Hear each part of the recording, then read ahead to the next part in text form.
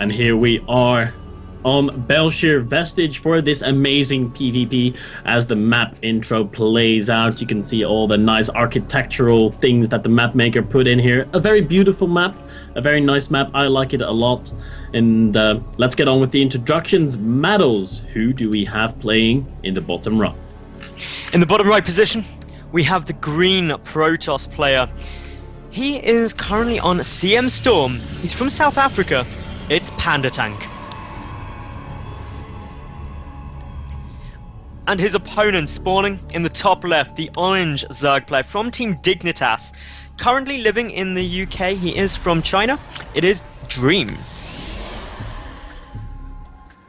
And this is a pretty early time for these two players to be meeting, Maddles. Pandatank has done really well in the Premier League qualifiers, has done really well in the Challenger League qualifiers, but never really had, I don't know, I want to call it the consistency to be able to actually get to the part where he qualifies. I mean, he always does well in the brackets, he always gets really far, he beats very notable players, but when it comes down to the wire, he might get cheesed out of some best of 3 by someone who is not that notable. He may do, and that's never a good thing to have happen. It's very frustrating, incredibly annoying when you are in that position, but at the moment, as we can see, we've just got 2 gases being taken by both players, very similar build orders out of these two. And being the Protoss expert in the casting duo here, Lolin, do you think that this is just the standard meta going for these 2 gases early on? Definitely is. Going for 2 gas before Cybercore is what everyone does. Well, I might be exaggerating a little bit, not everyone, but it is what most people do, and maybe even what you should be doing, because every professional does it. On the ladder, you see it pretty much non-stop. It's so traditional to put 2 workers in there at the start, and then put a 3rd one in there to be able to afford your mothership core, to be able to afford sentries to expand really early on. In really high-level PvP, we see. Ooh, look at this probe. Is that going to be proxying something? I think or is this just a sneaky probe? This is one very sneaky probe if it's not going to proxy something. And I'm going to go with the Stargate. A Stargate proxy in PvP, that would be... It would be possible. It would be different from what we're used to, though. We see a sentry... DreAm really likes going Stargates, though. Okay, in so every matchup, he uses it would them make lots, sense. so. He's getting a sentry out first, and a sentry, of course, is going to help you defend your main base against anything that your opponent can throw at you. We do not have a mothership core on the way, so that further strengthens the possibility of a Stargate, because if you want to get an early Stargate, you cannot get an early sentry and an early mothership core. So there's the Stargate. You were right, Maddles. DreAm liking his proxies. He does like them. He used them really effectively. He had a really cool build against Terran as well, where he gets out 4 oracles really early on, and then just moves across the map with Gateway and oracles and just engages Marines head on with them. And the Marines just can't focus down the army quickly enough and just kills everything. It's hilarious. But as we can see for the moment, Pandatank, he's taking his expansion. He's got 2 sentries there for the time being, but just the 1 Gateway and the mothership core to help defend. This is going to be exceptionally hard to hold off, and if he doesn't get some more gateways down to... this is going to be painful.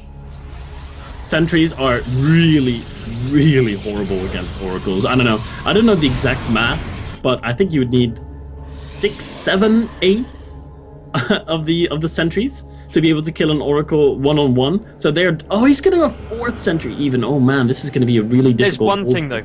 Lolin, one thing that is going for Pandatank is he has enough energy for a photon overcharge. Yep, that's definitely true. That is huge. That is his lifeline at the moment. And if he's able to get that down and snipe off the sentry, maybe, just maybe, it won't do catastrophic damage. But having said that, the Oracle is starting to move forward. A 2nd one on its way behind this. How much is this going to do? How many workers? Prediction, Lillian, prediction. 6. 6. The initial harassment is going to kill 6 workers. 1, 2... Ah, good pull there by Pandatank. Pretty much instant reaction. He's not thrown down the photon overcharge yet because his mothership core was a little bit out of position. He's transferring his units actually to his expansion, and he photon overcharged the expansion. The sentries are going to be able to kill that oracle there. Actually, a little bit faster than I expected, but that oracle had already taken some damage while it was trying to focus on the probes. How many were killed? 3. In grand total, 3. So I was half right. You're a half-right. Half-right is always good, but a second Oracle is on its way forward, but with some Stalkers down on the field, it's going to not be anywhere near as successful as its buddy. But in terms of damage dealt and resources lost, Pandatank did lose 50 more resources than that of his opponent, just due to having one of those sentries sniped off. There are a couple of gateway units as well as a mothership core there for DreAm. He does have behind this Stargate only 3 additional gateways, so they are on equal production. We've got a Voidway now being produced, which is really nice, and DreAm committing heavily to this, and if Pandatank can hold it off, he's got his natural up. Yep, Pandatank is in a pretty good position if he's able to defend against this. The Oracle comes in again, up to 4 kills. He is not going to get a 5th one, and the engagement is now happening at the expansion.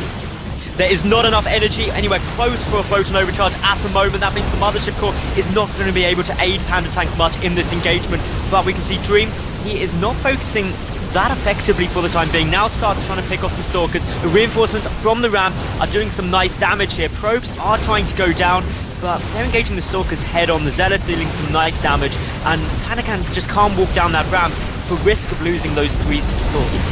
Oh, he loses his mothership core there, but not before he gets a photon overcharge. He cannot allow DreAm to go into the main base right now. He has to block him from entering the main base. If he gets into the main, that's going to be horrible. He does have a sentry out, but the sentry dies off before it can force field, and the photon overcharge is doing so much damage right now, but has DreAm already dealt too much? I'm not sure. Pandatank is down to 14 workers. That Voidway has been able to kill 6 workers in the main base, and a 7th one to follow.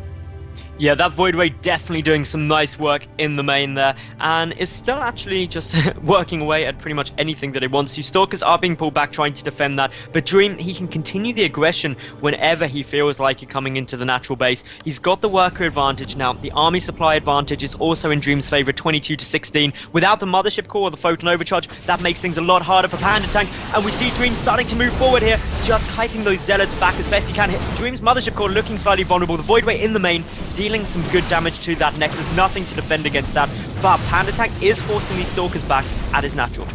Yeah, but for how long? That's the question, and not very long is the answer, because here comes the next warping run by DreAm. He still has unharmed 1 base economy, whereas Pandatank, he's only got 12 probes left, so his economy is not going to be good enough. GG is going to be forced. There are too many orange units, and Dignitas DreAm goes ahead and wins the first game in this PvP series against Pandatank, who we might